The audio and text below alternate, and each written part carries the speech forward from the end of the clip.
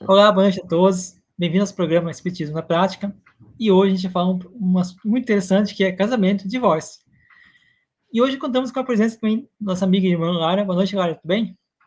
Boa noite, Jefferson. Tudo bem? Graças a Deus. Boa noite a todos que nos acompanham aqui no Espiritismo na Prática. Esse programa que é tão importante, né, Jefferson? Dá tanto prazer da gente fazer, né? Porque gente, antes da gente chegar aqui para falar para vocês, a gente estuda um bocado, né, para trazer a informação certinha, direitinho, dentro dos ensinamentos ali do Espiritismo, de Jesus, que isso que é importante, né? E vamos em frente, né, Jefferson? Exatamente, isso aí. E é bom que a gente aprende bastante coisa também, a gente vai estudando, a gente vai aprendendo, né? E relembrando aquilo que a gente esqueceu, né? Então, é muito importante, né? Então, antes de começar esse nosso estudo, eu peço que você se inscreva no canal, deixe seu like, compartilhe, comente, e você convide as pessoas. Convide seu familiar, convide seus amigos, convide seus parentes, convide também as pessoas que estão te seguindo nas redes sociais, porque é muito importante que quanto mais pessoas tiverem assistindo aos programas, talvez a palavra que a gente possa estar falando aqui possa ajudar essas pessoas. Então, para a gente começar o programa de hoje, eu separei aqui uma passagem, na verdade são dois versículos da Mateus 19, que fala o seguinte: o fariseu perguntou a Jesus: portanto, deixará o homem pai e mãe e se unirá à sua mulher? E serão dois numa só carne? Fiz a pergunta, né? Se o homem deve deixar o pai e a mãe e se unir à mulher, e se unir a mulher, tanto o homem, ou seja, o casal, será uma só carne ou será duas carnes? Aí Jesus responde: assim não são mais dois, mas só uma carne. Portanto, o que Deus ajuntou, não separe o homem. É a mensagem aí de Mateus 19, versículos 5 e 6. Então, Lara, eu gostaria que você falasse um pouquinho sobre o que é o casamento, como funciona o casamento, né? Qual que é a visão espiritual do casamento e qual que é o objetivo do casamento. Vamos lá, né, Jefferson? Já vou dizendo, gente, casamento nesse planeta não é nada fácil, não, né? Realmente não é nada fácil. É um negócio que é bem danado, né? Porque nós somos, gente, rebeldes, né? Mas olha, o casamento ele tem uma coisa muito interessante, porque dentre todas as instituições sociais que nós temos, né, na Terra, é, o casamento é aquela que marca realmente um progresso importante na nossa sociedade, né? Por quê? Vamos entender isso, porque muita gente hoje em dia, né, já fala em casamento, você torce o nariz, né? Que casar, o quê? Para que isso, né? Mas a realidade, gente, é que de fato o casamento ele constitui um dos primeiros atos de progresso nas sociedades humanas, né? Por quê? Porque ele estabelece uma solidariedade fraterna entre duas criaturas. O casamento, é só a gente observar, o casamento, gente, está em todo lugar, em todos os povos, né? Pode alterar ali uma condição ou outra, né? Num povo é de determinada forma, no outro é de outra forma, mas o casamento está presente em todos os povos. Por que vocês acham que as trevas tentam a todo custo manchar, deturpar, né? Chamando de valores retrógrados questões como o casamento, a família, o lar, porque o casamento é divino. O casamento é divino, ele é proveniente do pai, mas é o casamento por amor, né, gente? Não essa maioria dos casamentos que a gente vê aqui na Terra, que são processos de reajuste mesmo, né? E às vezes casamentos por interesses variados, né? Então, por isso que eu falo que o casamento, na verdade, não é uma coisa simples, fácil, mas ele não pode ser tratado de forma leviana, né? O casamento é uma coisa bem complexa. É só a gente compreender o seguinte: cada um de nós é uma individualidade, certo? Como bons seres humanos, nós somos uma individualidade que se desconhece completamente. Né? Nós nos ignoramos, gente, solenemente. Nós não nos conhecemos. Né? Nosso mundo íntimo, a gente tem ali guardado em nós virtudes, grandezas que a gente desconhece e também inferioridades que nós mascaramos, ignoramos, né? Nós temos dentro de nós, às vezes, ímpetos de reações que a gente não faz nem ideia de que a gente vai ter diante de uma situação ou de outra. Por que vocês acham que os espíritos mais adiantados, né, que nós, recomendam tanto a necessidade do homem praticar o autoconhecimento, né? Só a gente lembrar lá da... Gente, e é dito isso há muito, muito, muito tempo, né? Vocês lembram da frase lá no Templo de Delfos? Conhece-te a ti mesmo? Pois é. Por quê? O conhecimento de nós mesmos, da nossa luz, da nossa sombra, ele permite que nós possamos viver de forma melhor, mais equilibrada, mais feliz. Porque se conhecer é você ter ferramentas consistentes para a sua própria evolução, né? Então, vamos imaginar o seguinte: na medida em que nós não nos conhecemos, e aí a gente vivencia uma relação, na maioria das vezes, difícil conosco, né? A gente não se conhece, então a gente vive em conflito. Aí, vocês imaginam, então, essa dificuldade a ser enfrentada quando a gente se une a outra criatura, que, por sua vez, também se desconhece, se ignora solenemente. Então, gente, olha o que acontece. Vamos lá. Eu me desconheço. Aquela pessoa que eu elejo para ser o meu companheiro também se desconhece. E aí, a gente se junta. Vai formar o quê? Uma dupla que cada um ignora a si mesmo e ignora o outro mais profundamente ainda. É por isso que o casamento é um negócio difícil, gente. Né? Aí tem gente que vai dizer assim, né, Jefferson? Ah, tá vendo? Por isso que eu não caso. Né? Por isso que eu não quero ninguém. Eu virei celibatário. Mas será que o celibato tem o seu mérito?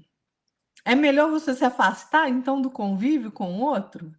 Não, gente, porque nessa questão, o celibato é uma questão de egoísmo. E como uma ferramenta de egoísmo, ele não tem mérito, não. Existe, sim, um celibato que é diferente, que é aquele que você faz um sacrifício pessoal, porque todo sacrifício pessoal tem mérito, né? Quando ele é feito para o bem. Quanto maior o sacrifício, maior o mérito que a pessoa tem. Então, por exemplo, quando alguém renuncia ali às alegrias da família, né? Esse é em prol da humanidade, em prol de uma missão, esse sacrifício tem mérito. Todo sacrifício, tendo em vista o bem e sem qualquer ideia egoísta, serve para elevar o homem acima da sua condição material, né? Então, voltando ao casamento, nessas pessoas aí que acham que é melhor não se envolver, deixa disso, deixa para lá, né? Para que eu vou brigar? Elas se esquecem de que todas essas dificuldades, todas essas questões, elas podem ser superadas com boa vontade, gente, com o esforço de cada um se conhecer, né, de se melhorar durante a caminhada, porque senão ninguém vai fazer nada junto, né, gente? E o casamento, como uma lei divina, para que ele serve? Para a perpetuidade da espécie humana. Se não for o casamento, o que é o casamento na concepção espiritual?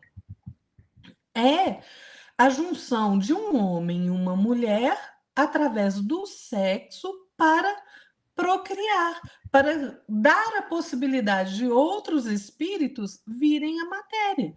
E essa união, ela tem que se dar pelo afeto, pelo amor, que é diferente do que a gente vê aí, né? Então, assim, quando a gente tem esse desejo de se unir a uma pessoa, né? Uma pessoa que você gosta, uma pessoa querida, uma pessoa amada, né?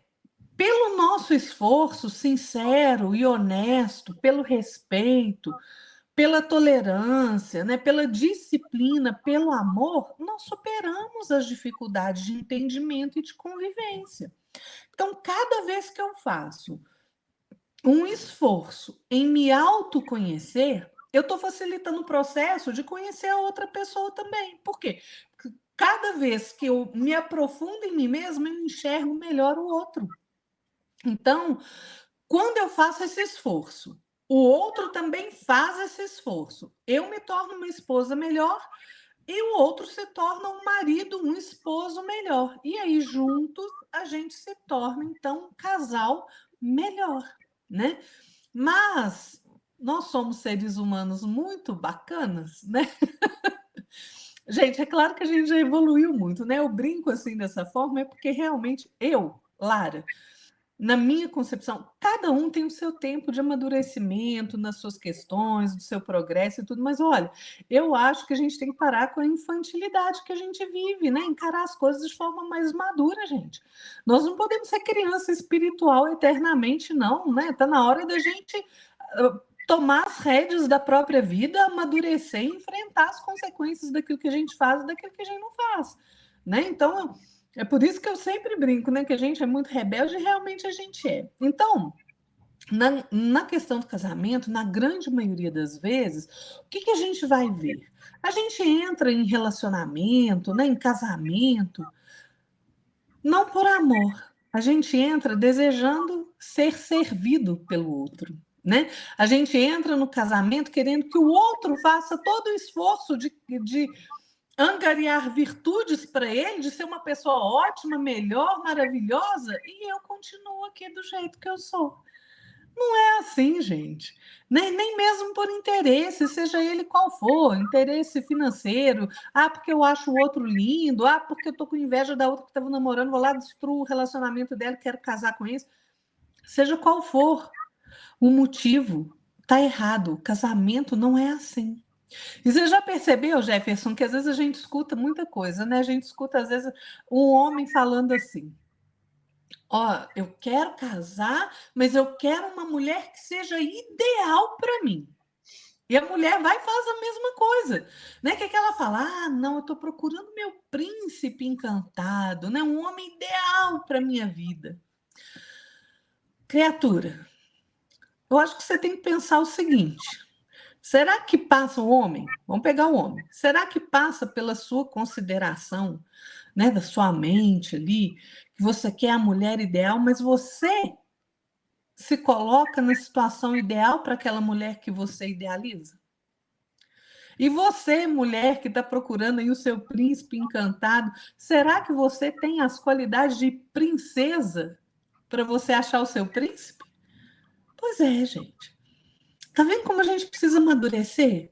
Se nós queremos uma boa relação, seja de que forma for, e aqui a gente está tratando casamento, se você quer ter um bom casamento, melhore-se como pessoa. É assim que a gente faz, porque nos melhorando, a gente vai refletir isso e nós vamos achar, então, uma pessoa que seja ali, né, tão melhor quanto nós mesmos formos, né? Mas é claro, gente, que existem também as questões de casamento, né? Porque nós estamos num planeta de prova e expiação, de reajuste, né? Afinal de contas, a gente faz toda uma atrapalhada aí para trás nas outras existências e depois quer um marido perfeito, né? Não vai, filho. Se você fez coisa errada lá para trás, se você destruiu o relacionamento do outro, se você importunou o outro, se você desviou o outro do caminho, você vai receber essa pessoa que você atrapalhou a evolução dela como seu marido, como sua esposa, né? Aí depois ninguém sabe por que tem um marido difícil, né? Por que tem uma esposa briguenta, ciumenta. Pois é, né? Sinto te dizer, olha para trás que você vai ver o que você fez, né? Então, assim, toda relação para evoluir no bem, ela precisa ser pautada no respeito, no apoio mútuo, na caridade, na fraternidade, no amor, né? E nós só conseguimos isso nos melhorando. Lara, caridade no amor? O que é isso? Caridade no relacionamento de homem e mulher?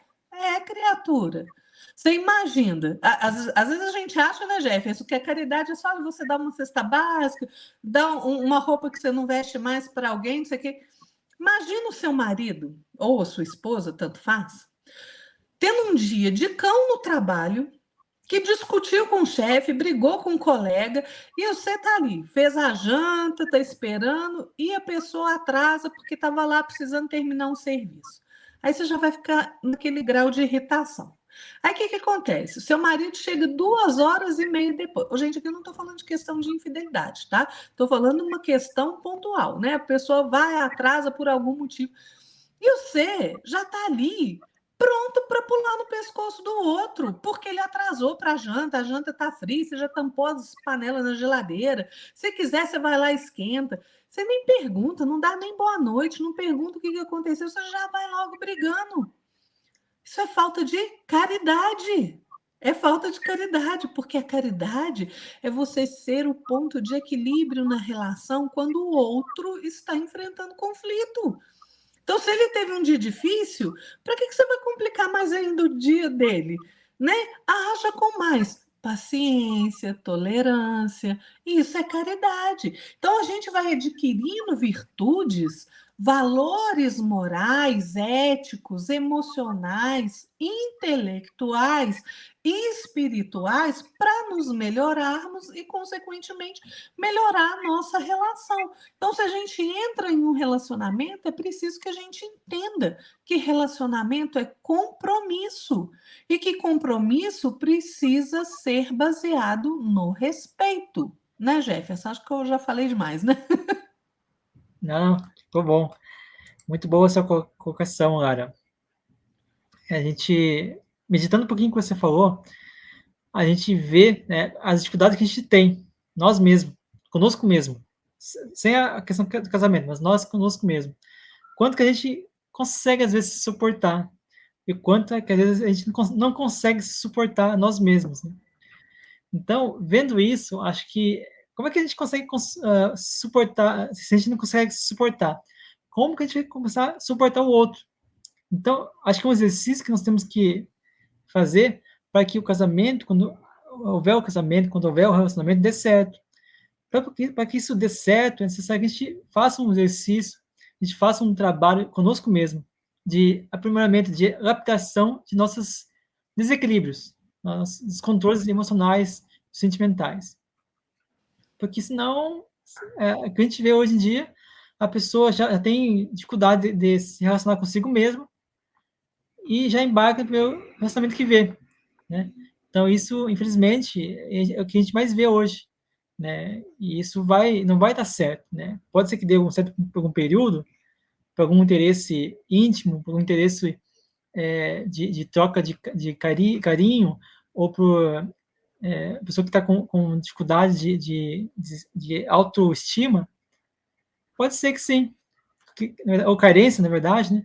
Pode ser que sim, mas o divórcio vai acontecer. Então, se você não tiver, como a Lara falou, se você não tiver compaixão, empatia, souber entender a pessoa, as dificuldades da outra pessoa, e a pessoa não souber fazer o mesmo com você, dificilmente o casamento vai ser durável. E se for durável, vai ser um casamento muito cheio de embaraços, né? Cheio de dificuldades. E isso não é muito bom, né? E a questão também, acho que é interessante falar, que nenhuma pessoa consegue evoluir sozinha. Então, a Lara bem falou que a pessoa ela precisa, sim, de ter um companheiro, uma companheira. Né? É essencial que nós tenhamos alguém que nós possamos compartilhar nossa vida, compartilhar nosso dia a dia. Isso é muito importante. Porque sozinho você cria uma rotina, cria talvez um marasmo, né, no seu dia a dia, que traz algumas dificuldades de relacionamento, talvez a introspecção, né, um resultado disso, talvez. E eu acho que é importante que nós, sim, temos relacionamento com as pessoas. Então, o casamento, ele é um dos caminhos que Deus nos coloca para que possamos, então, auxiliar o nosso companheiro ou nossa companheira e vice-versa. Porque essa troca de experiência, essa troca de experiência, né, de atividade, de passeio, de questão de família, questão de profissional, essa troca de experiências que você tem com o companheiro vai te trazer muitas consequências boas. Quais são as consequências boas? Você vai poder, então, aprender com a pessoa, você poder meditar com ela, ter reflexão com ela, assim como ela com você. Ou seja, é um relacionamento de aprendizado e de ensinamento. Você ensina, você aprende também. E com isso você consegue, então, evoluir. Eu acho muito interessante essa questão do casamento, né? Te dá essa oportunidade de você poder trocar essa experiência, você poder aprender com as dificuldades do outro, você poder aprender a tolerar as questões de dificuldade que o outro tem, né? Então, a maioria das pessoas querem, como a Lara falou, querem um príncipe encantado, ou o homem quer uma mulher que seja mais uma escrava, né? Porque alguns homens é difícil, né? Muito difícil, né? Querem mulher, o cara tá ali sentado, a mulher passou o dia inteiro trabalhando, né? Vamos supor, uma dona de casa, né? Passou o dia inteiro trabalhando dentro de casa, cuidando dos filhos, né? E ainda tem que servir o bendito ali, porque o bendito está com preguiça. Eu acho que não é bem por aí, né? Acho que o cara pode me ajudar um pouquinho a mulher, né? Então, dá uma folga para ela, porque o trabalho de casa, minha opinião, isso aqui é a minha opinião, não é espírito que fala, é a minha opinião. Eu acho que o trabalho de casa é o trabalho mais árduo que tem. É o mais difícil de você poder ter ali um controle, né? Ter ali uma folga, né? Porque o trabalho de casa é dia todo só, né, trabalhando na função, né? Então, isso é bastante complicado. E eu gostaria também de trazer alguns versículos da Bíblia aqui, né, sobre a questão do casamento, mas a questão de como você pode, né, ter um relacionamento mais harmônico, mais de fraternidade com seu companheiro, com sua companheira. Então, eu gostaria de abrir esse parênteses, né, de forma rápida, para a gente poder ler algumas passagens bíblicas sobre o tratamento de um casal, né, onde vai então a harmonia, a compreensão, o entendimento, a mansuetude, o companheirismo entre o casal, que são necessários para o casamento poder se manter ativo, poder se manter aceso, poder ter com que os dois corações se mantenham vivos, né? Então é muito importante que a gente tenha esse entendimento. A passagem de 1 Pedro 3, versículo 7, fala o seguinte: igualmente vós, maridos, ou seja, os homens, vivei com elas, com entendimento, dando honra à mulher. Não é tornando a mulher escrava, não, é dando honra, como vaso mais frágil e como sendo elas herdeiras convosco da graça da vida, para que não sejam impedidas as vossas orações. Então, aqui Pedro falando o que o homem tem que fazer, como o homem tem que tratar uma mulher, com honra, tem que tratar com respeito, com educação, né? Que é um ser humano que está ali, não é teu serviçal, não é teu escravo. Aí fala também, né? Colossenses 3:19 fala o seguinte: vós, maridos, amai as vossas mulheres e não as trate asperamente. Ou seja, não seja grosso com a mulher, né? E tem a passagem de Efésios 4, versículo 2 e 3, fala o seguinte: com toda humildade e mansidão, com longanimidade, suportando-vos uns aos outros em amor, procurando diligentemente guardar a unidade do Espírito no vínculo da paz. E eu acho muito interessante. Isso é realmente muito interessante, né? Porque a gente tem que manter, se a gente quer um relacionamento que seja duradouro, que seja que a pessoa, o casal no caso, né, possa viver em paz, viver em harmonia, nós temos que ser harmonia, nós temos que saber lidar com as dificuldades dos outros e também saber se dosar, né? Não pegar ali, como a Lara falou, né? O cara chega cansado do serviço e ali e solta toda a fúria que ela teve com. Eu falo ela, mas falo nos dois sentidos, né? Ela e ele, né? Teve ali com o chefe, no seu companheiro, na sua companheira. Não acho justo. Não tem nada a ver uma coisa com a outra, né? Então, uma coisa é você tá assim, irritado com o seu chefe, mas você não pode soltar nos seus filhos ou na sua companheira essa questão. Então, se a Lara quiser complementar, quiser falar sobre uma coisa a mais, fica tranquilo aí, Lara.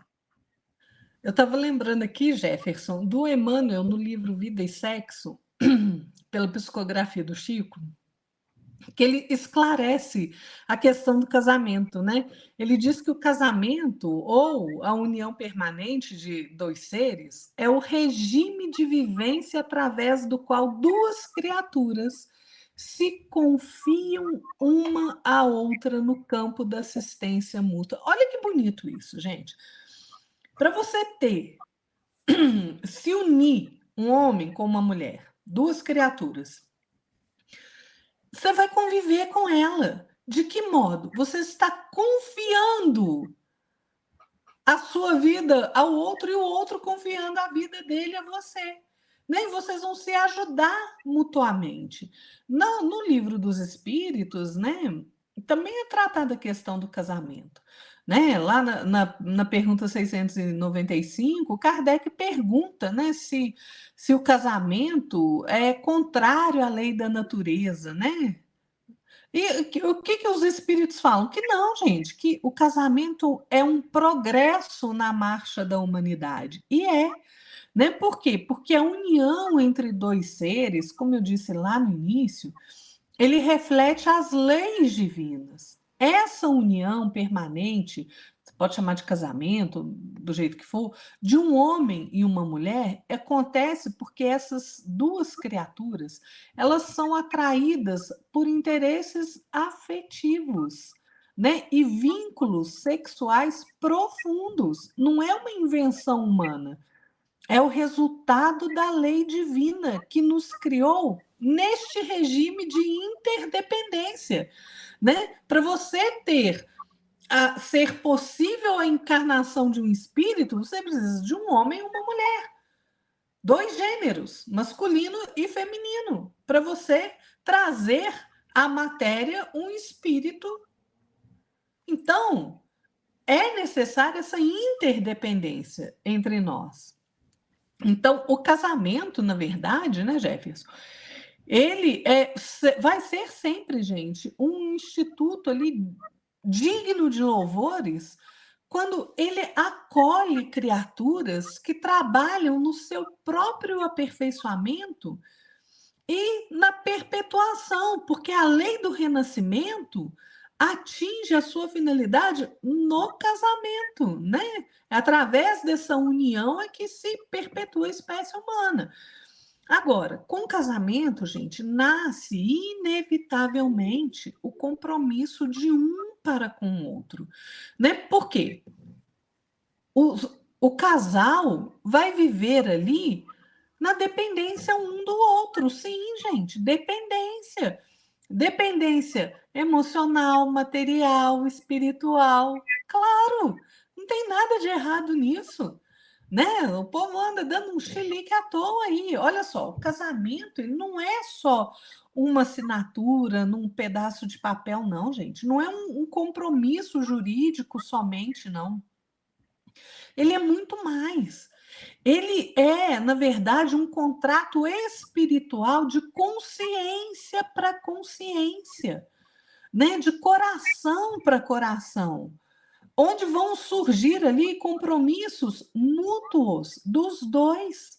Que compromissos são esses? Compromissos, como eu disse, materiais, afetivos, morais, espirituais e kármicos. Por isso que a gente vê tanto casamento atrapalhado aí, né? Por quê? Porque o casamento, gente, ele determina responsabilidades que são intransferíveis de apoio de uma criatura para com a outra. Né? Então, quando as obrigações mútuas das criaturas ali no casamento não são respeitadas, né? Por exemplo, ali pela traição, o que acontece? A comunhão sexual do casal, gente, ela é divina. Então, o que acontece? Com a traição, essa comunhão sexual que foi injuriada, ela vai gerar dolorosas repercussões na consciência. Vai estabelecer ali problemas de difícil solução, às vezes muito difíceis e que às vezes vão levar um tempo enorme para que sejam sanados. Por quê, gente? Ninguém fere o outro sem ferir a si mesmo. A gente tem que ter isso na nossa mente.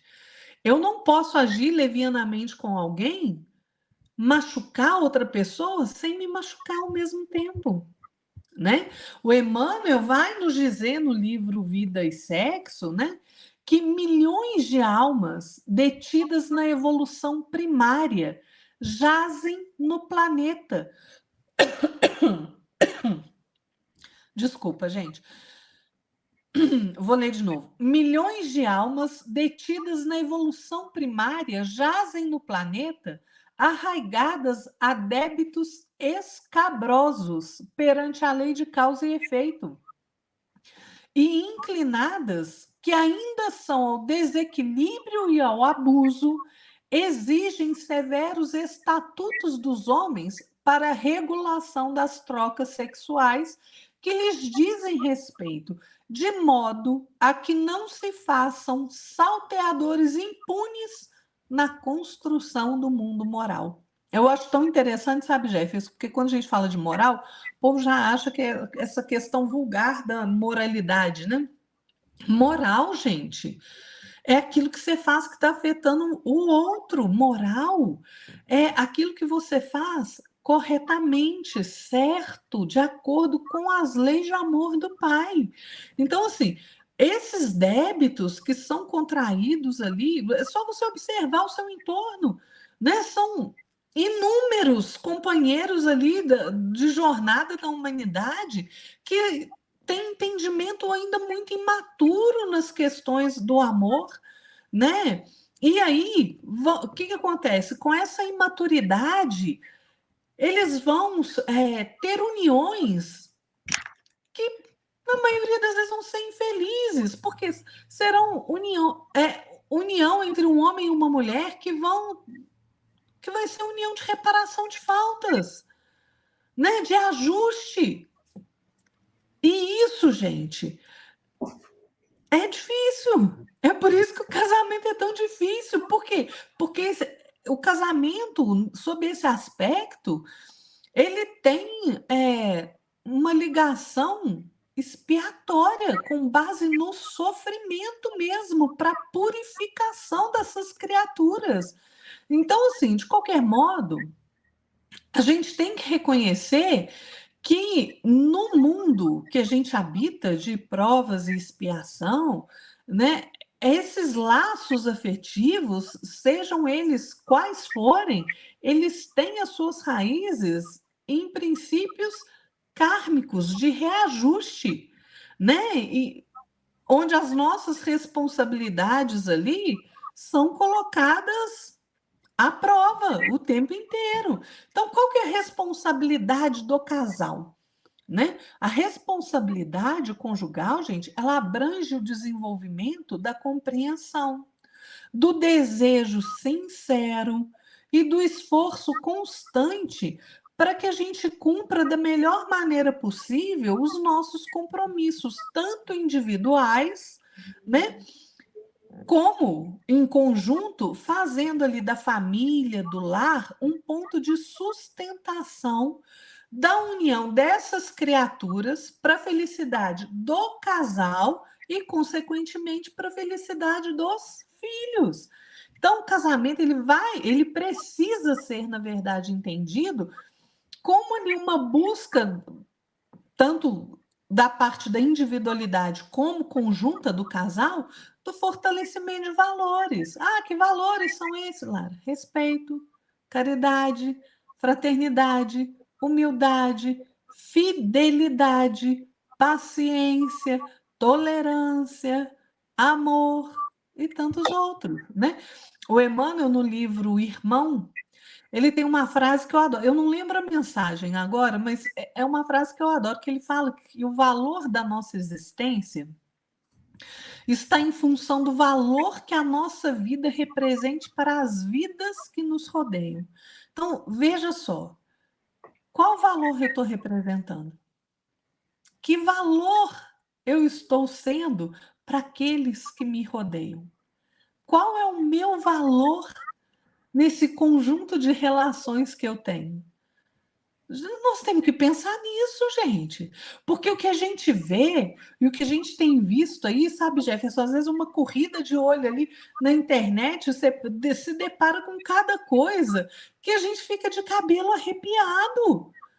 Gente, pessoas se separando, traindo, brigando por absolutamente nada. Absolutamente tomadas pelas paixões materiais. O casamento não é isso, gente. Casamento é ligação entre as criaturas que tem que ser baseada na responsabilidade recíproca dos dois. E tem os seus fundamentos na afeição que um ser sente pelo outro. E a gente tem dois tipos de afeição, viu, gente? Afeição do corpo e da alma. Do corpo é perecível, né? Você pode achar ali nos primeiros. Eu vou falar para vocês, eu tenho 31 anos de relacionamento com meu marido, eu tenho 49 anos. Então, assim, é uma vida, mais da metade da minha vida eu passei com o meu marido. Lógico que quando que eu tinha lá meus 18 anos, você tem uma aparência física, agora eu tenho quase 50, eu tenho outra aparência física. Então, é por isso que a afeição do corpo, ela é perecível, ela muda. Por isso que nosso casamento não pode ser baseado na afeição física somente. Ele tem que ser baseado na afeição da alma. Por quê? Porque a alma é que traz valores duráveis, é aquilo que você é a sua essência. Por isso que a gente vê aí muita gente, às vezes, casando. Ah, vou casar, meu marido é lindo, minha esposa é maravilhosa. Daqui a pouco estão se odiando, se engalfinhando, se estapeando. Por quê? Porque a ilusão da matéria se desfaz, gente. Né? Quantas uniões infelizes a gente vê aí, justamente por esse erro de cálculo da afeição, né? Que a gente acha que a afeição do corpo é mais importante que da alma, não é não, né? Agora, tem uma coisa, Jefferson, que às vezes quando a gente fala em casamento, a pessoa pode achar assim, ah, mas então o casamento é tão problemático, né? Tem tantas uniões difíceis aí, então vamos abolir de vez esse trem aí da sociedade, acaba com esse negócio de casamento. Não, gente. O casamento, como a gente já falou, ele é um progresso da humanidade. Mesmo que as uniões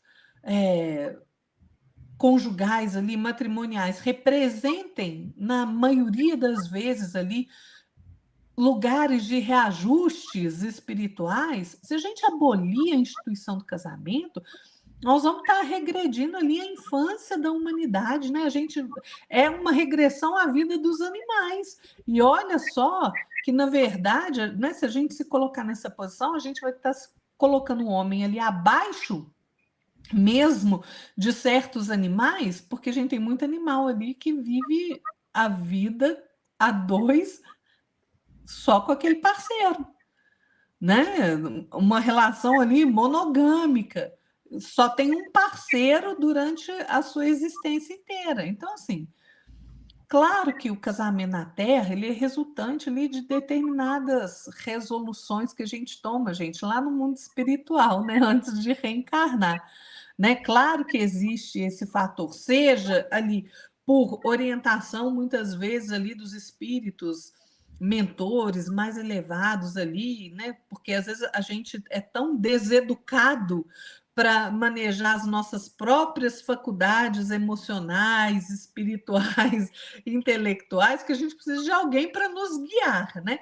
E aí vem o seu mentor e fala assim: olha, vocês dois juntos aqui, vocês vão precisar nascer com marido e mulher de novo, né? Porque vocês estão precisando reajustar isso aqui que ficou para trás.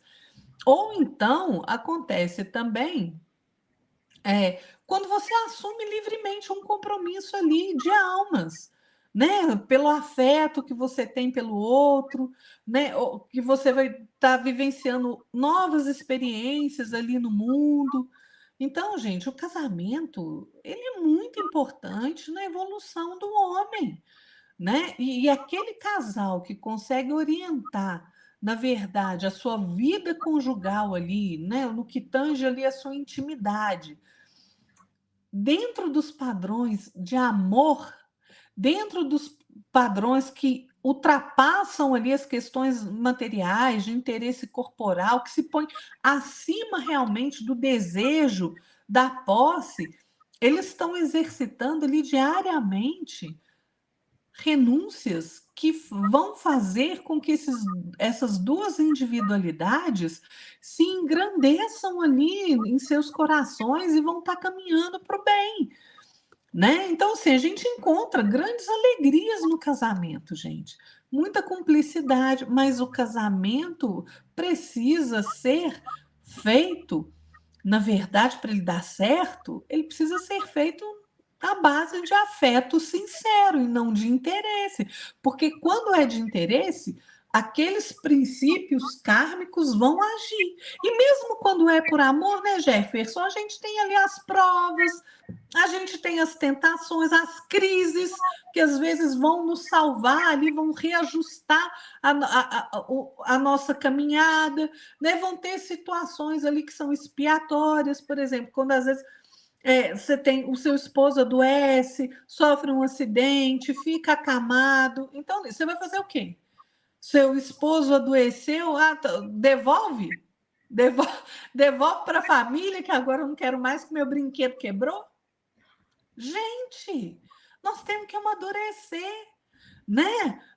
Casamento é compromisso, compromisso de respeito, de afeto. Olha, aquilo que a gente planta, gente, a gente colhe. Então, cuidado com o que você está plantando na sua relação, né? O matrimônio pode ser ali, o casamento pode ser precedido ali pela doçura, pela esperança, né? Do tempo ali de namoro, né? Às vezes de noivado, mas sempre irá haver problemas, desafios a serem superados. E cada vez como casal a gente supera um desafio, a gente está crescendo tanto individualmente como o grupo, o casal, a família. É por isso, Jefferson, que o espiritismo e o evangelho, eles contribuem tanto para esse alicerce chamado casamento, né? Para que ele se consolide mesmo na Terra e para que ele evolua cada vez mais para que as ligações humanas sejam respeitáveis e baseadas por amor para redimir as almas. Muito bom, Lara, muito bom. Até a Lara citou, né, a questão do casamento ser um compromisso, né? E olha só o que o espírito Ormando Candelário, desculpa, no livro Festa da Paz, que é um livro psicografado por Chico Xavier. Eu, sinceramente, não conheci esse livro, né? No estudo fui conhecer ele. Fala o seguinte, ó, é um soneto, eu não sei citar soneto, poesia, né? Ainda não adquiri esse conhecimento, mas vou tentar fazer a leitura aqui, tá bom? Casamento é compromisso, e seja lá como for, de todas as afeições. É o ponto alto do amor. Aqui, então, o Armando fala o seguinte, que o casamento realmente é um compromisso, que nós temos que assumir. Quando você assume esse compromisso, você tem que ter como um ponto-chave, um objetivo, né? O ponto alto do amor. Foi isso que ele disse. No mesmo livro, agora de autoria de Alta de Souza, fala o seguinte, o livro, tá? Para refrescar nossa mente, que é Festa da Paz, tá? De Chico Xavier, e agora mensagem de Alta de Souza. Fala o seguinte, embora as provas do mundo que trazem problema e dor, o amor é o fruto da vida, e a vida é o berço do amor. Que maravilha, hein? Eu ainda vou aprender a falar soneto ainda, que eu acho muito bonito esses trocadilhos que eles fazem, né? Eu acho muito bonito. E ainda, né, no livro Na Era do Espírito, de psicografia de Chico Xavier e de autoria de Emmanuel, fala o seguinte, o amor, porém, reclama cultivo, e a felicidade na comunhão afetiva não é prato feito, e sim construção do dia a dia. Que maravilha, hein? Que reflexão. E também, e o Emmanuel, logo a seguir, fala o seguinte, vem nos orientar que a gente deve encontrar a felicidade no casamento, né? Então, qual que é a frase que o Emmanuel fala aqui no livro Na Era do Espírito, que é sequência, né, dessa abordagem do Emmanuel? Fala o seguinte: se sabes que a tolerância e a bondade resolvem problemas em pauta, a ti cabe o primeiro passo, a fim de as patentear na vivência comum, garantindo a harmonia doméstica. Ou seja, se você está num relacionamento e por algum motivo, uma causa, aconteceu um atrito, um mal-entendido, não adianta a gente ficar de bico com a pessoa, não adianta a gente ficar de mau humor, a gente ficar brigando, discutindo. Isso não leva a lugar nenhum. Isso só leva ao desequilíbrio e dá a oportunidade dos espíritos obsessores, dos espíritos inferiores, nos usar para criar mais briga, mais agressão, né? Verbal. Isso pode acarretar, né? Algo pior, uma agressão física. Usar a nossa bondade, usar a tolerância. Só que isso é uma questão que nós temos que dar o primeiro passo. Que nós, desculpa, pessoal, tá cheio de veículos e motos passando na rua aqui, tá? Se tiver um ruído aí, fica tranquilo que as motos não vão parar, né? Tem que trabalhar os nossos irmãos aí, né? Então, voltando aqui, é incrível que nós temos que dar o primeiro passo, porque nosso orgulho, nossa vaidade fala, não, eu estou certo e a pessoa está errada. Ela que tem que pedir desculpa, não é eu.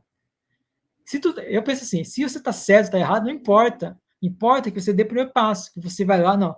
Olha, eu acho que eu realmente fui um pouquinho indelicado com você, me desculpa, peço perdão, vamos continuar nossa vida aqui, vamos se ajustar, né? Vamos continuar nossa vida.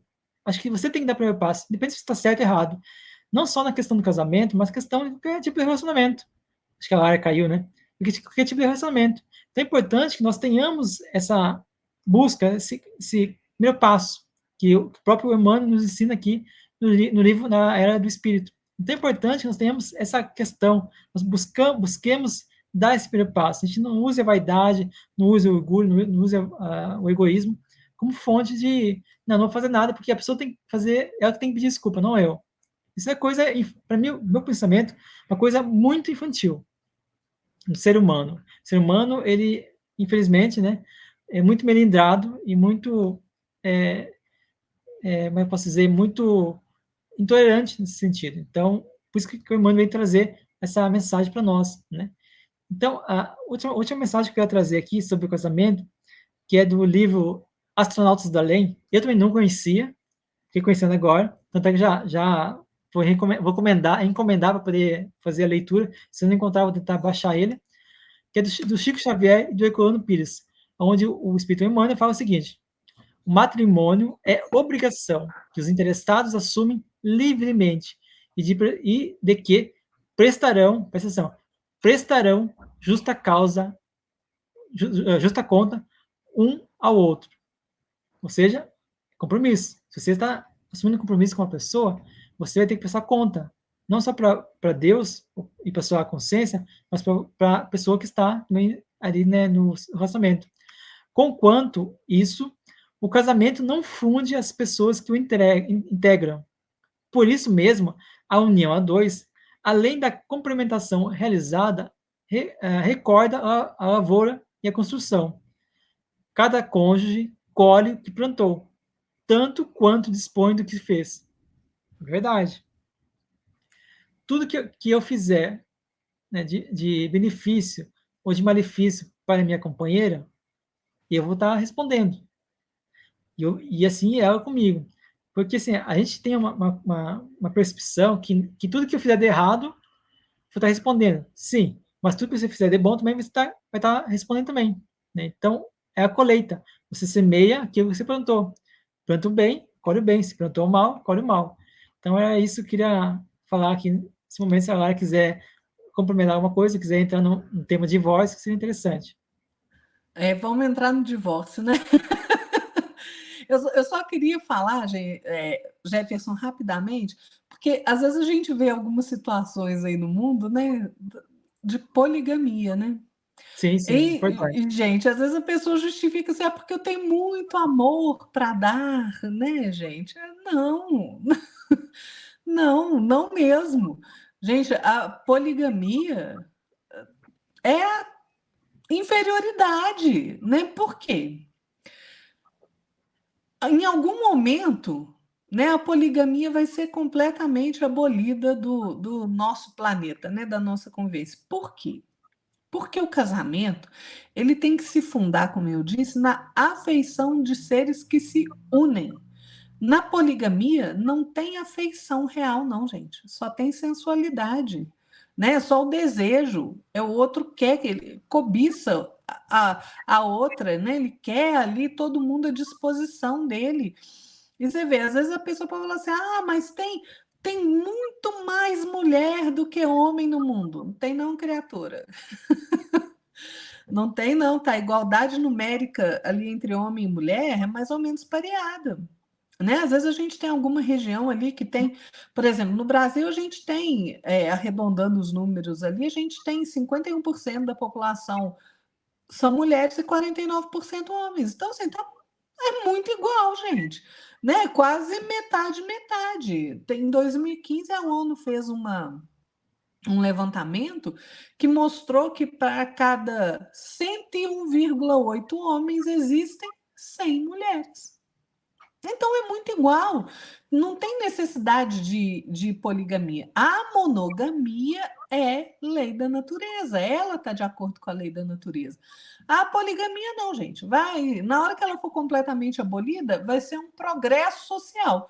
Na sociedade que ela já foi abolida, aquilo já representa um progresso, né? Então, eu só queria deixar essa questão, porque às vezes, né, a gente não trata desse tema, mesmo que seja superficialmente, e a pessoa acha, oba, então 2, 3, 4 esposas não tem problema nenhum, né? E o contrário também, né, gente? Né? Pode ser esposos, né? Mas o divórcio, gente, o divórcio é uma questão ali delicada, né? Porque tem gente que interpreta a questão da Bíblia, né, ali do Evangelho, né, falando não separeis o que Deus juntou, mas a questão não é bem assim, não. Vamos entender direitinho. Olha só, a indissolubilidade do casamento, né, ou o divórcio, é uma lei humana, humana. O que é imutável é a lei de amor do Pai. Só as leis divinas é que são imutáveis. A lei do homem, não, ela muda de acordo com o tempo, de acordo com a circunstância, né?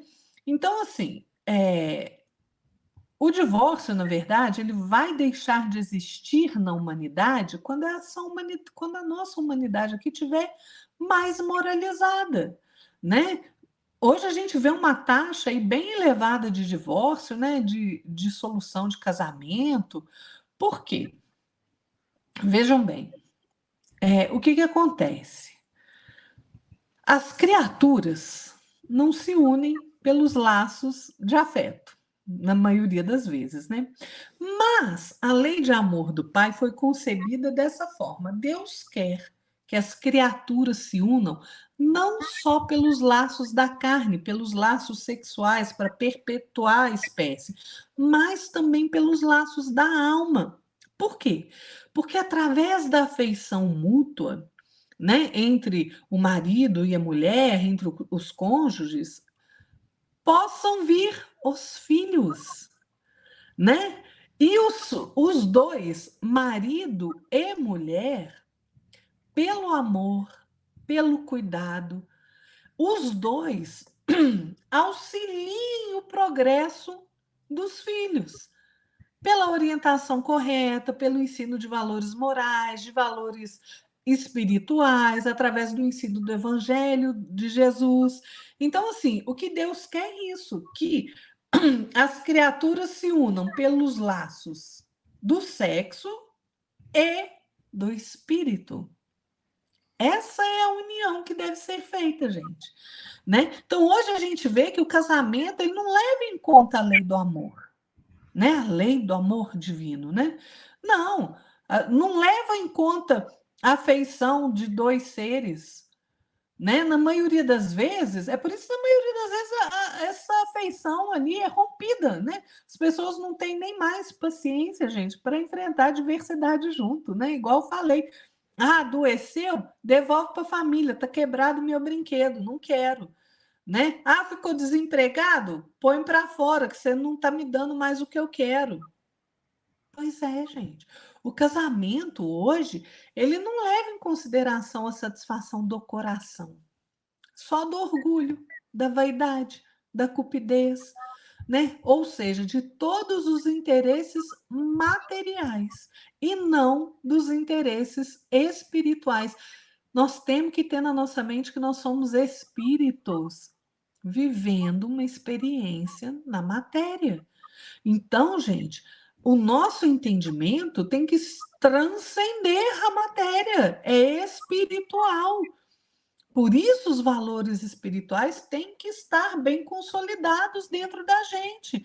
O que a gente mais vê é casamento por conveniência, baseado mesmo ali nos interesses materiais, casamento baseado na aparência.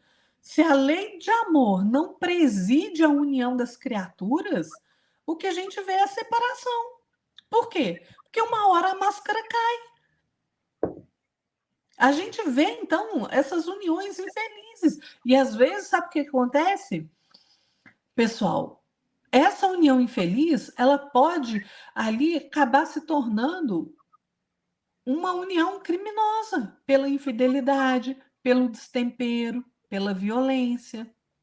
Veja um complicador que é quando você se une com alguém por interesses que não sejam realmente afetivos do coração. Então, assim, o casamento, no sentido de organização social, ele faz parte do processo civilizatório, né? Porque o homem civilizado, gente, ele não pode viver como selvagem, não, né? Igual na questão da poligamia. Vem cá, quero uma, duas, três, quatro, cinco esposas. Que aí, gente? Vamos parar com isso aí, né? Ou seja, a gente tem que ter a nossa consciência à luz do entendimento espírita, né? Se nós nos dizemos espíritas, nós temos que viver as questões espirituais ali bem determinadas, bem definidas, né? Então, à luz do entendimento espírita, o casamento tem que ter amor, fraternidade, mas entender que também vai passar por provação, né? Que vai passar por desafio, vai passar por dificuldade, né? Gente, o casamento, pelo lado espiritual, ele, para ele ser ali duradouro, ele acontece ali com afinidade de alma para alma. E isso é que é o bonito. Aquelas duas almas vão se juntar ali pelo amor, pela afeição que elas têm uma pela outra, e elas vão passar então a conviver de uma forma conciliatória, superando ali as dificuldades, né? Buscando a solução das necessidades que se apresentem, né? Nos processos retificadores. Então, gente, qualquer que, na verdade, assim, Jefferson, qualquer tipo de casamento que a gente está vivenciando hoje, seja um casamento por afeição verdadeira, ou se é um casamento que a gente está ali fazendo o devido reajuste com o nosso companheiro, todos esses tipos de casamento, gente, são sagrados, né? Por quê? Porque o reajuste está na lei divina. Então, ele é sagrado, né? O André Luiz, no livro Apostilas da Vida, ele vai dizer sobre o divórcio o seguinte: divórcio é edificação adiada, é o resto a pagar no balanço do espírito devedor. Ô, gente, nós vamos dever até quando? Se hoje você tem um marido difícil, se hoje você tem uma esposa de trato difícil, ciumenta, a gente tem que relevar, a gente tem que compreender, porque cada vez que a gente deserta do compromisso, a nossa deserção ao compromisso vai trazer para nós um constrangimento a retificações mais difíceis, né? Nós vamos ser ali constrangidos a passar de novo por aquela situação, e como a gente efetuou deserção, nós vamos voltar de novo em situações de reencontros mais dolorosos, né? Então, assim, A gente ganha um novo corpo físico, e se a gente se deixa levar ali pelas ilusões da matéria, por preconceitos antigos que porventura a gente tenha, pelo desejo e sensualidade ali desenfreados, a gente vai passar pelo casamento, pela responsabilidade conjunta matrimonial, como se a gente fosse ali meros sonâmbulos mesmo, entendeu? Sorrindo ali, apatetados, acreditando ali nessas felicidades fantasiosas. Gente, a realidade tem o hábito de se impor, viu? A realidade vem com força e sacode a nossa consciência. E aí a gente vai descobrir, a duras penas, que amar não é só fantasiar, não. O Jefferson disse isso. Amar é, acima de tudo, construir. E o André Luiz fala, construção pede não só planejamento e esperança, mas suor e, por vezes, aflição e lágrimas. E a gente tem que suportar, a gente tem que aguentar, a gente tem que ir até o fim. É claro que aqui, gente, eu não estou falando de violência, tá? Isso é outra questão. Você não vai ficar num casamento que você apanha, seu filho apanha, você sofre violência de todo tipo. Violência é outra coisa, mas o marido que é difícil, o marido que às vezes ali está passando por uma doença, ou a esposa, né? Quando eu falo marido, é qualquer um dos dois, tá, gente? O marido ou a esposa, tanto faz. Ficou doente, sofreu um acidente, ficou acamado, ou às vezes aquela pessoa de trato difícil, né? Ou tem um problema com alcoolismo, por exemplo. E aí você deserta da renda, você está ali. Não, não quero mais, não é assim que eu quero para mim, não.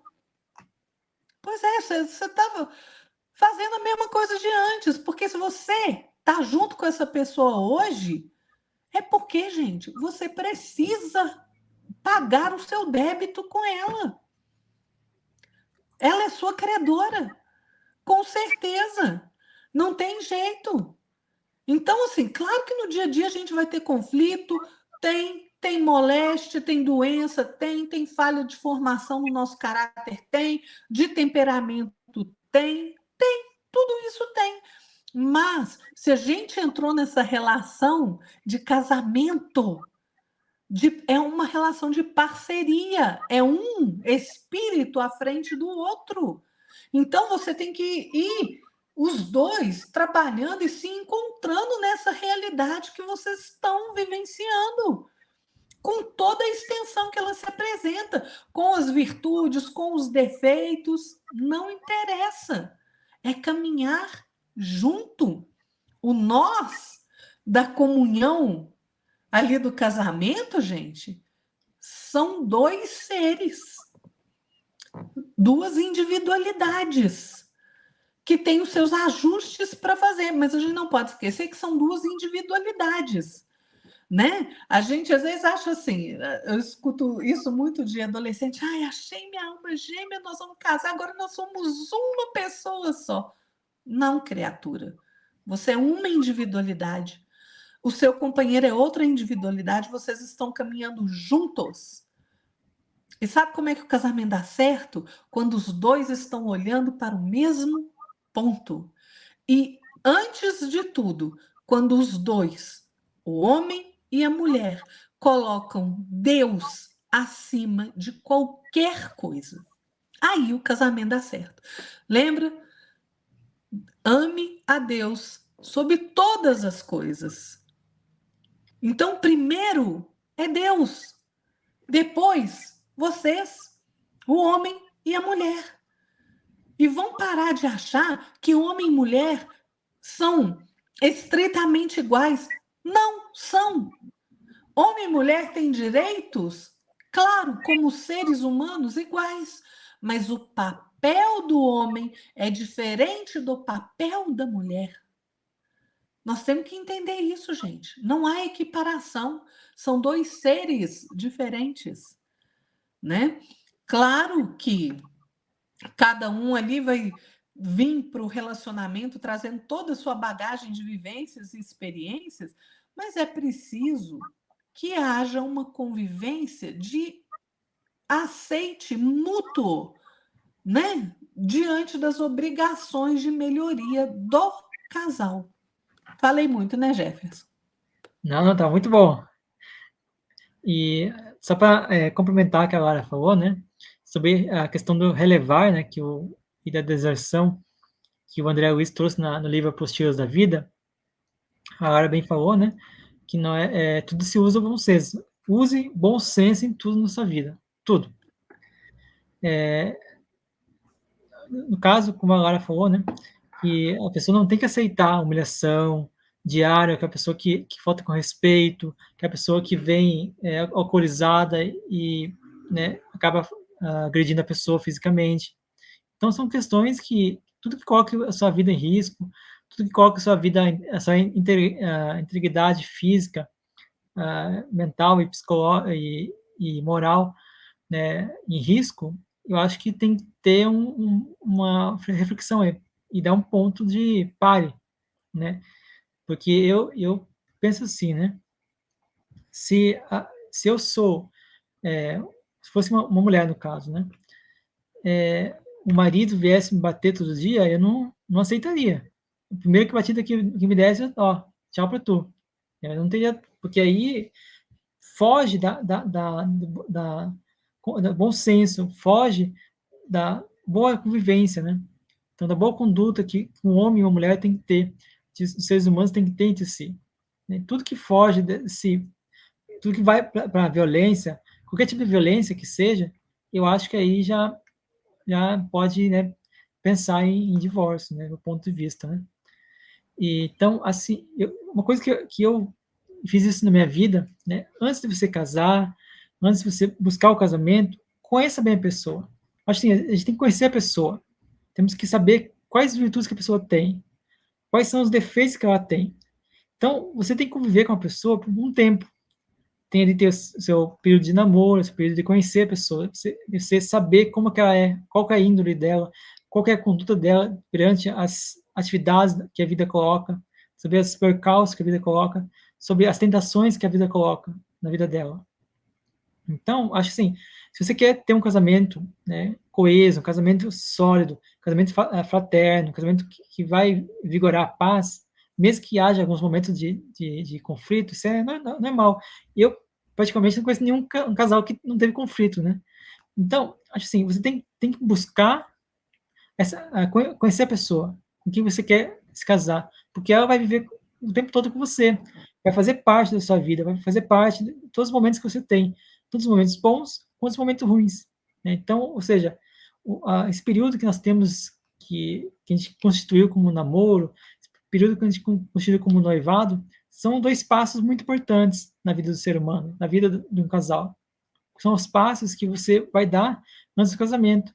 E isso vai fazer com que você conheça quem que você está colocando na sua vida, quem que você está colocando na sua casa.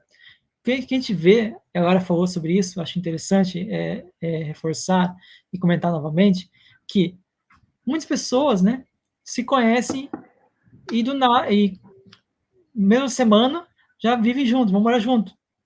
Eu conheço pessoas assim. Então, e não dá certo. Passa aquele momento de carência, passa aquele momento de prazer, passa aquele momento de estar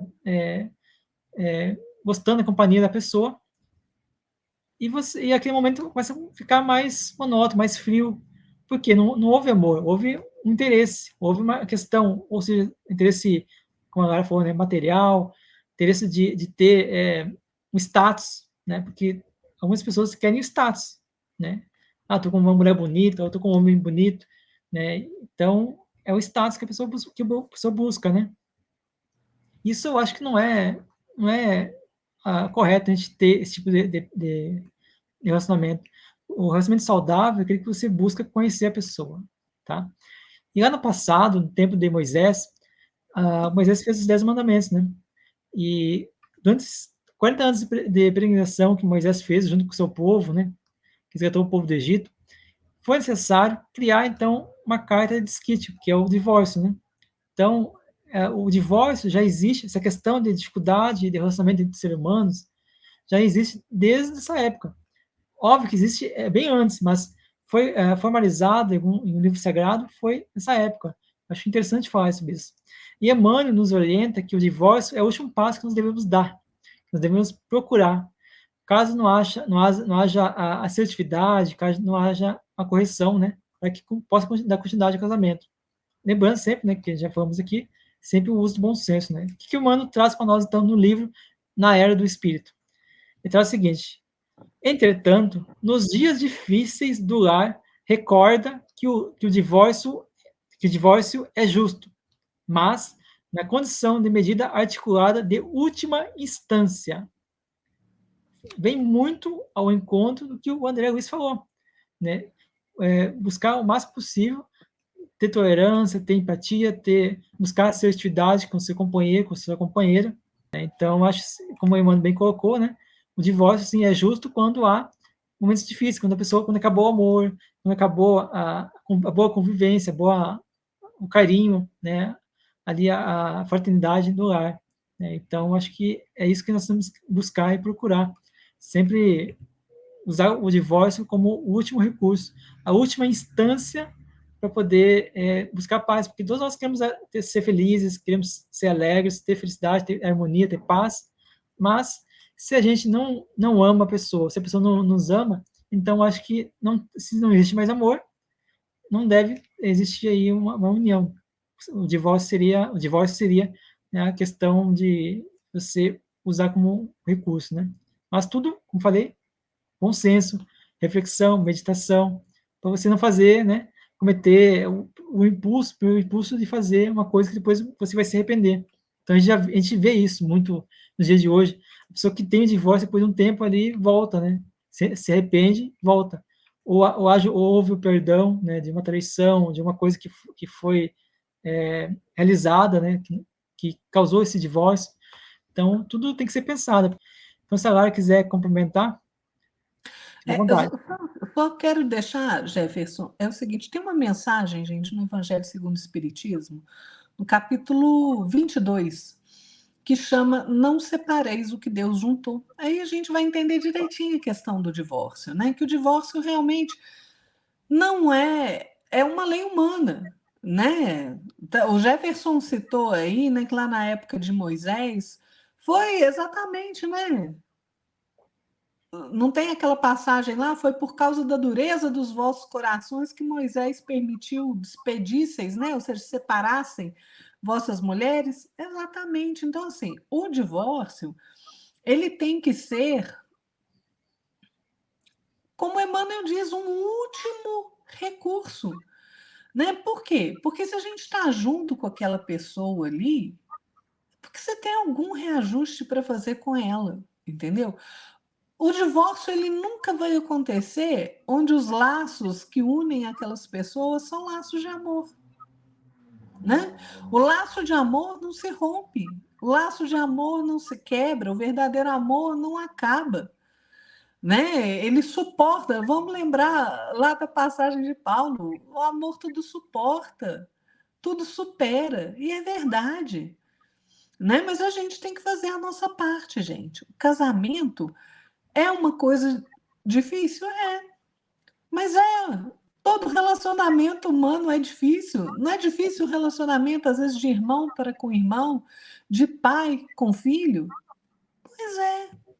Tem coisa que a gente tem que passar por aquilo para a gente desenvolver novas virtudes, novas habilidades, fazer o reajuste, né? E eu volto a dizer, não estou falando aqui da questão da violência. Violência, você não tem que tolerar violência. Você não tem, muita gente continua casado aí, às vezes apanhando, né? Porque tanto o homem bate na mulher, gente, como a mulher bate no homem, tá? Né? Porque às vezes a gente fala de violência doméstica achando que é só o homem que bate na mulher. Não é não, viu? Tem muitos casos aí, casos severos de mulher que bate no homem, pratica violência contra o homem. Então, assim, o que acontece? O casamento, para ele ser sólido, ele tem que ser de união de almas afins, que tem um espírito de tolerância, né? Porque senão o casamento não vai adiante, não, gente. Precisa ser ali união de almas simpáticas. Mas isso é uma raridade, viu, gente? A maioria dos casamentos que a gente vem aqui é para reajuste, expiação mesmo, porque nós somos da pá virada, rebelde, e fazemos com o outro aquilo que a gente não quer que seja feito conosco, né? O ser humano é nesse nível. Então, assim, gente, no casamento, tenha paciência. Mesmo que não seja casamento, se você está junto com alguém, tenha paciência, tenha tolerância, né? É igual eu falei para vocês, eu estou 31 anos com meu marido. A gente tem momentos ótimos, tem momentos difíceis, tem momentos que você tem que aprender a silenciar, porque é aquele momento que o outro está em desequilíbrio. Então você não entra na pilha do desequilíbrio, você silencia, você aprende a ter resiliência, você aprende a ter tolerância, você aprende a ter paciência. Não é fácil, é uma construção diária. Diária. Não pensa que casamento é flor o tempo inteiro, porque não é. É superação de dificuldades. E às vezes é uma dificuldade financeira, às vezes é uma dificuldade de doença, às vezes é uma dificuldade no nosso próprio entendimento, na nossa própria relação que sofre um desgaste, e porque é natural, gente. Mas isso tudo a gente supera com boa vontade.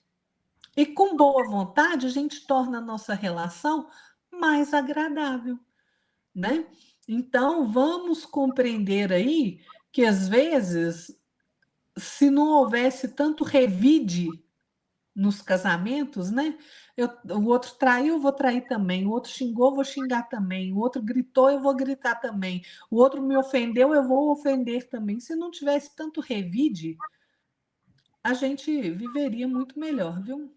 Por isso é que é preciso exercitar paciência, tolerância, silêncio, respeito e perdão. Bom, Lara, isso mesmo, concordo com você, né? E isso é muito interessante, que você que falou, né, sobre essa questão. Só achar que eu vou estar correndo sozinho aqui no teclado aqui. Somente. Então, é interessante o que você falou, porque o revide, ele é uma das principais causas de a gente ter atrito, ter essa agressão, né? Então, infelizmente, né, o ser humano, ele acaba agredindo e acaba fazendo essa olho a olho, né, dente por dente. Isso não é uma reação natural, né, uma reação mais impulsiva, uma reação mais animalesca, né, uma condição animal.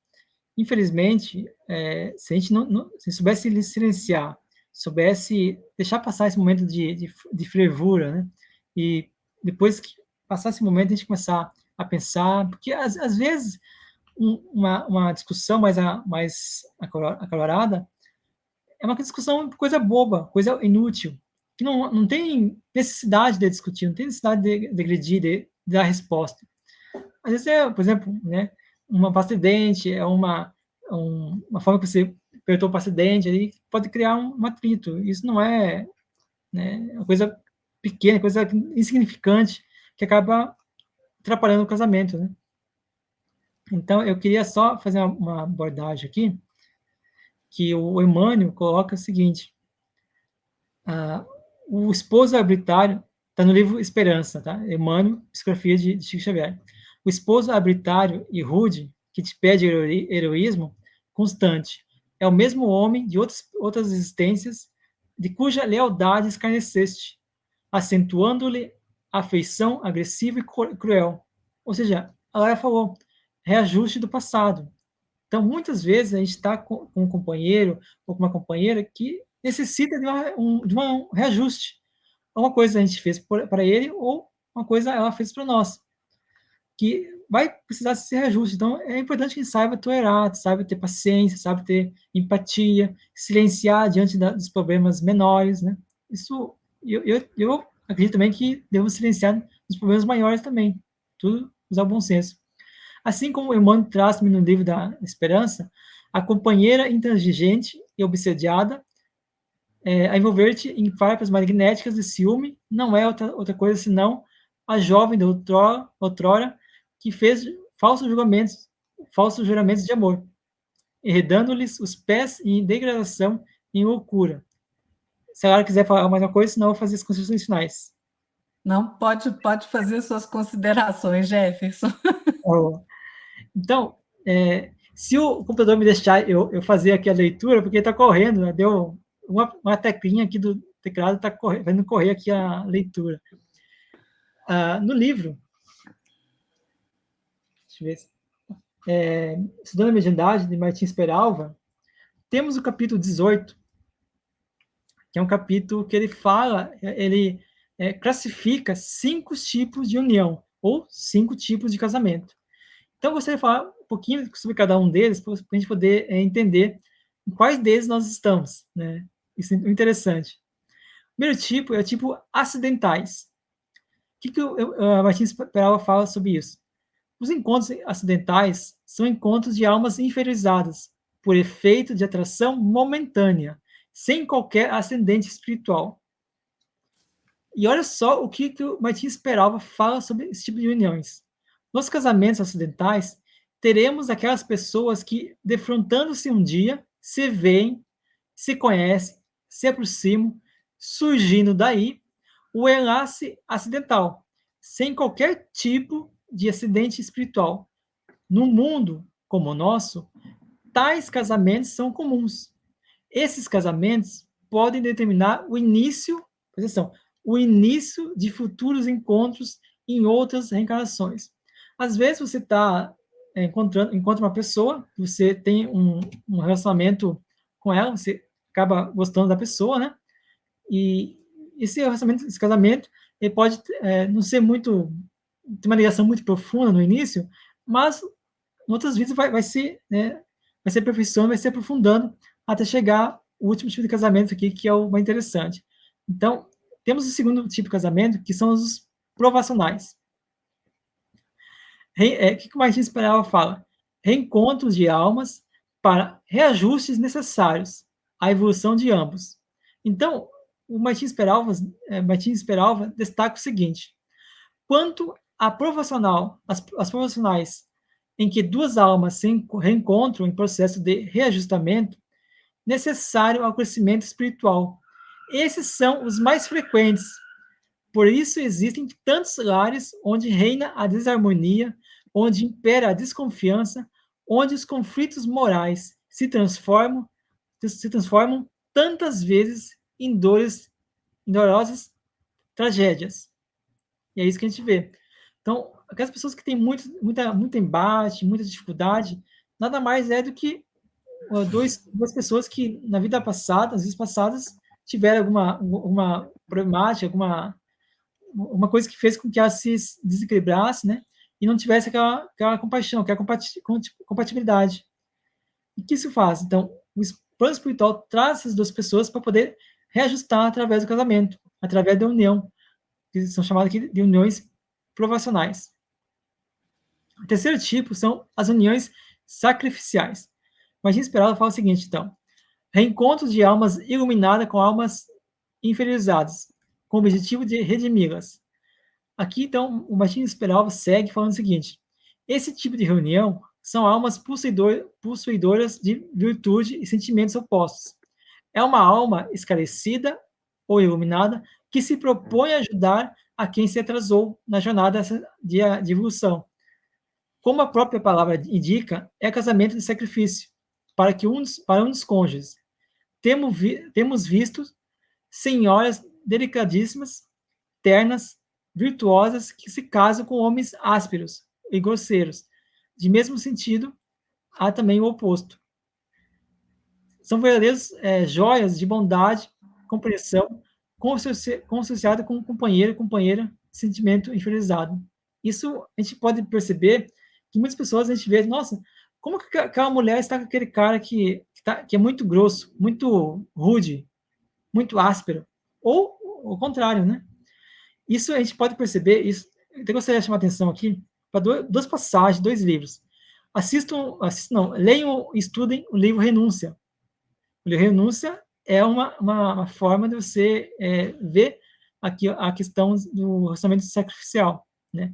Não houve, obviamente, o casamento, né? Mas é uma forma de expressão, como que é um relacionamento de sacrifício, né? Onde uma alma mais iluminada traz ao encontro de uma alma que é mais grosseira, mais inferiorizada.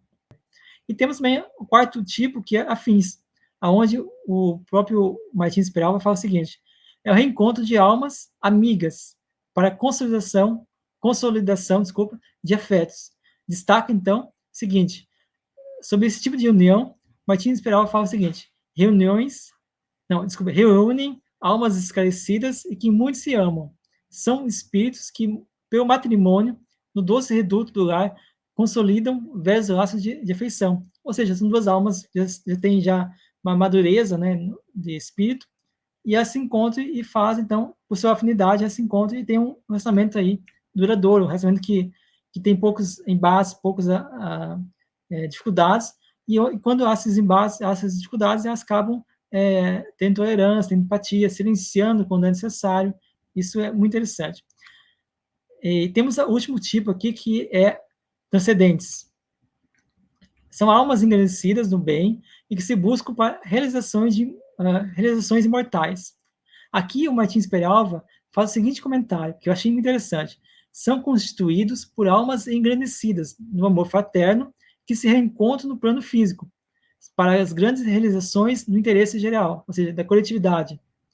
A vida desses casais encerra uma finalidade superior.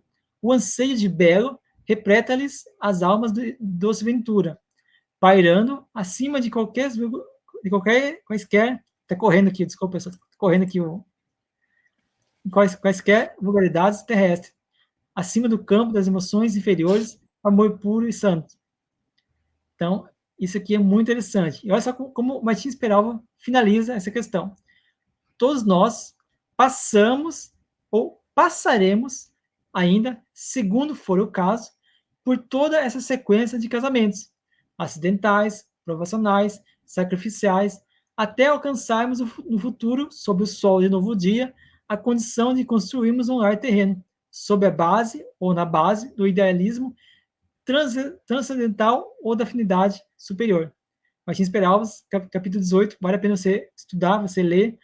E eu peço desculpa porque assim, não sei com o meu mouse aqui, com o meu teclado aqui, que está correndo, tem que toda hora apertar o space que vai poder parar de correr. Acho que trancou alguma tecla aqui. Então, acho interessante, porque o Martins Peralva, né, ele também traz o seguinte: evidentemente, o Instituto Matrimônio Sagrado em suas origens tem reunido no mesmo teto ou mais variados tipos de evoluções, o que vem demonstrar que a união na Terra funciona, às vezes, como meio de consolidação de laços de pura afinidade espiritual e, em outros casos, em sua maioria, como instrumento de reajuste, que a Lara já falou muito bem, né, e está bem consolidada essa questão. Em sua maioria, porém, os lares são cadinhos purificadores, onde o calor de rudes provas e dolorosos testemunhos, espíritos frágeis caminham vagarosamente na direção do mais alto. E é isso mesmo. Então, temos que ter aí paciência, ter consciência que o casamento ele é um compromisso que a gente tem um para com o outro, com seu companheiro, com seu companheira, que nós temos aí resoluções, talvez ajustes ou reajustes do passado, precisamos aí, então, vencer, né? Precisamos aprender e compreender. Agora, então, se quiser complementar ou fazer as considerações finais, fica à vontade. Não vou fazer minhas considerações finais, Jefferson, porque acho que você disse muito bem, né, a respeito aí dos tipos de casamento aí, de laços afetivos que a gente pode ter, né? Eu me lembrei, gente, enquanto eu estava fazendo os meus apontamentos para esse estudo, do livro Boa Nova, né? Onde é narrado ali um encontro de Jesus com Joana de Cusa, né? Joana de Cusa foi uma das mais fiéis seguidoras de Jesus, né? E o que acontece nesse diálogo? Joana de Cusa ali estava ela vivia em Cafarnaum, né? E acompanhava Jesus ali nas pregações do lago. Ela era uma mulher dedicada, de caráter nobre, tinha fé verdadeira, mas o esposo dela, que era ali um servidor ali muito. Ele tinha poder, né? Ali tinha uma posição de destaque, né, na sociedade, mas era muito vinculado ali aos interesses imediatistas, materiais, né? Então, Joana de Cusa se encontra na casa de Simão com Jesus. Ela procura Jesus ali e vai contar para Jesus, então, as amarguras e os padecimentos que ela passava ali no âmbito doméstico, né? Que o marido não tolerava os ensinamentos de Jesus, né? Era a nova doutrina, que ele não aceitava as claridades do evangelho, né? Então, se ela não devia impor ao marido a fé que ela estava abraçando. E aí Jesus escuta pacientemente a Joana de Cusa e responde assim para ela, diz Humberto de Campos. Teu esposo não te compreende, alma sensível? Pergunta Jesus. Um dia ele vai te compreender. Ele é leviano e indiferente? Ama-o mesmo assim. Não te acha... Olha o que Jesus vai falar. Não te acharias ligada a ele se não houvesse para isso razão justa. Servindo-o com amorosa dedicação, estarás cumprindo a vontade de Deus. Deves, pelo Evangelho, amá-lo ainda mais, porque os sãos não precisam de médico.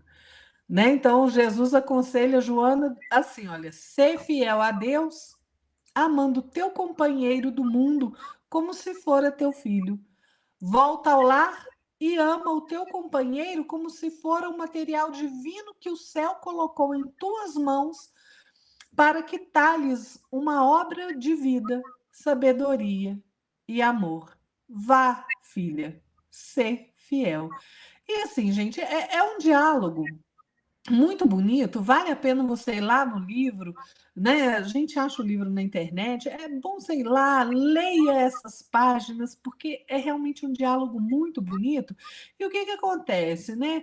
A Joana de Cusa, então, passa a esquecer as características inferiores do marido e passa a observar ali o que ele tem de bom e estimula ele a desenvolver as suas virtudes, não fica ali reclamando pelo caminho. Ela fala assim: ok, você tem defeito? Bom, também tem. Então vamos desenvolver as virtudes que é melhor, né? E assim, gente, ela compreende o amor que ela tem que dedicar ao marido dela, né? Porque assim ela vai estar se fortalecendo na fé.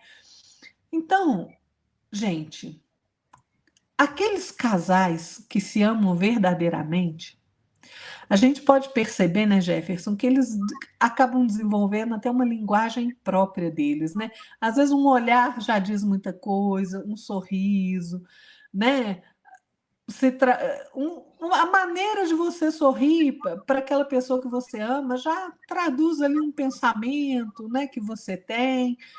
O coração das pessoas que se amam, gente, eles estão muito próximos e eles realmente favorecem essa proximidade de mente e de coração, favorece ali um diálogo mais sereno, né?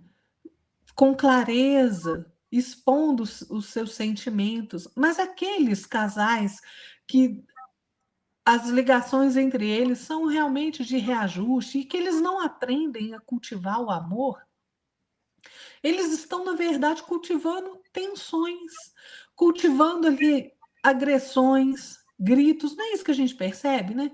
Quem de nós não tem um casal de amigos ou não conhece alguém que é relação extremamente conturbada, um grita com o outro, né? Tem tensão de todo tipo. Por quê? Porque os corações dessas pessoas, gente, estão distantes. Mesmo que próximos fisicamente, por habitarem ali o mesmo teto, os corações estão muito distantes, né? E isso faz com que a relação ali seja povoada de tristeza, de infelicidade.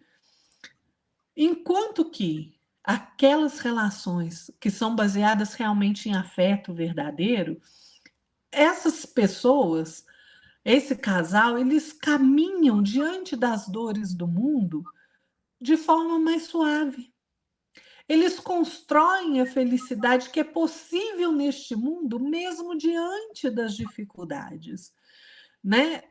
Os outros, aqueles que não têm afetividade, eles simplesmente agravam as dificuldades pelas quais eles passam, e que são dificuldades naturais da vida.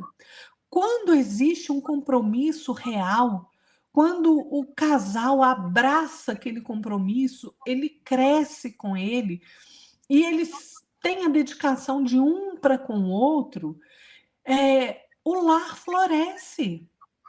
Floresce de uma maneira que a gente vê a alegria pulsando naquele relacionamento, apesar dos desafios da vida. Por quê? Porque aquele casal faz concessão mútua, não guarda mágoa um do outro, não cultiva sentimento de vingança, de revide. Há fraternidade e companheirismo na relação, né? Eles conseguem compartilhar as alegrias, as dores, os sonhos, as realizações, a admiração recíproca. E isso é a beleza do relacionamento. É isso, gente, que mesmo se nós estivermos vivenciando, e a grande maioria de nós está vivenciando uma relação de reajuste, se a gente tiver boa vontade e esforço para imprimir tudo isso que eu falei aqui, respeito, consideração, caminhar olhando junto para o mesmo objetivo.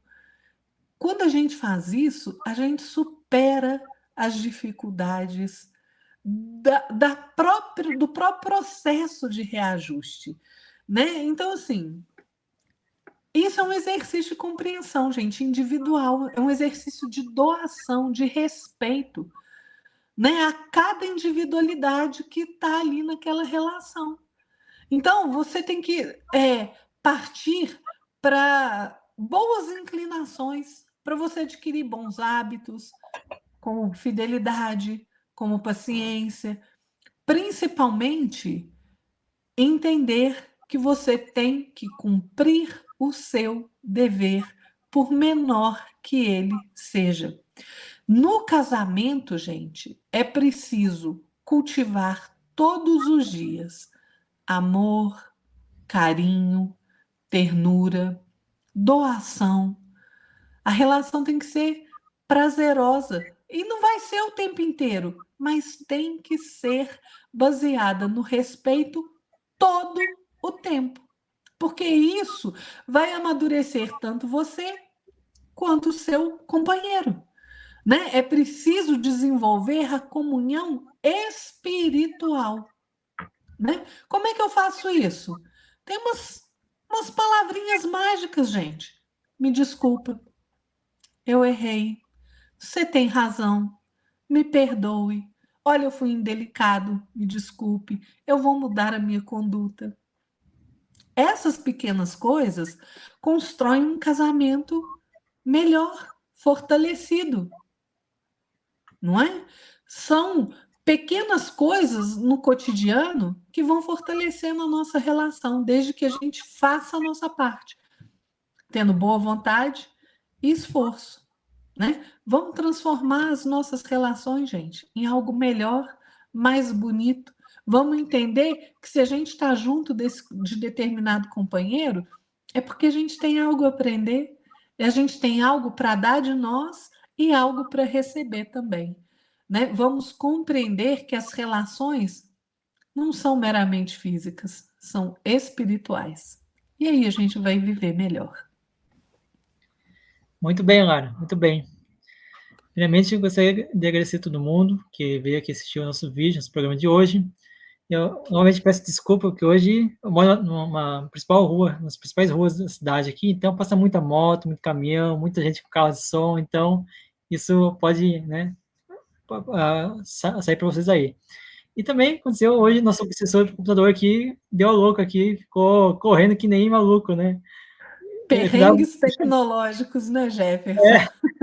correu aqui todo o texto, eu não conseguia nem ler, tinha que voltar, tinha que apertar botões aqui, né? Mas tudo bem, faz parte, né? Pessoal, gostaria que vocês divulgassem nossos vídeos, tá? Esse vídeo aqui, principalmente. Então é muito importante que você leve esse vídeo para as pessoas, que você nos ajude a divulgar, tá? Não é por vaidade, não é por número de likes, por número de views, não é isso. Isso não é importante para nós. É importante que você ajude a gente a divulgar, porque esse espiritismo precisa ser divulgado. No momento de tantos desequilíbrios, tantas problemáticas do mundo, nas regiões, né, que nosso Brasil e todos os continentes, é necessário que a gente leve a boa nova, a gente leve a luz de Jesus na casa das pessoas. Porque a gente levando essa luz, as pessoas vão sentir esperança, vão sentir fé, vão ter mais confiança nas coisas que estão acontecendo com a luz de Jesus, que está sempre no leme. Porque a gente desesperar, a gente ficar aí amargurado, ficar sem fé, sem esperança, porque Jesus está no leme. Então, o casamento, né, também é uma aquisição, é um relacionamento que nós buscamos como experiência de evolução. Então, isso é importante que nós tenhamos isso em mente. Então, nos ajude a levar a boa nova de Jesus, para a gente poder dissipar as trevas que existem no nosso coração e também das pessoas que estão conosco, né, convivendo conosco, que tem algum tipo de relacionamento conosco. Então, isso é muito importante. Isso também é um dever, né, isso também é uma caridade que a gente está praticando, que é levar o conhecimento para as pessoas que estão buscando esse conhecimento. Então, obrigado a todo mundo. Boa noite a todos. Boa noite, Lara. Boa noite, Jefferson. Boa noite a todos que nos acompanharam até aqui. O programa hoje se estendeu um pouquinho, mas é porque esse tema, gente, ele não se esgota aqui. Há muito assunto a tratar e é um tema realmente que é preciso ser falado, né? Para que a gente viva de maneira mais equilibrada as nossas relações. Fiquem todos na paz de nosso Senhor Jesus Cristo e até mais. Assim seja. Então, só dando adendo, leia esse livro, leia o capítulo 18, tá? É muito importante você ler, você entender melhor. E eu agradeço a presença de todo mundo. Até mais, até a próxima, se Deus quiser. Tchau, tchau.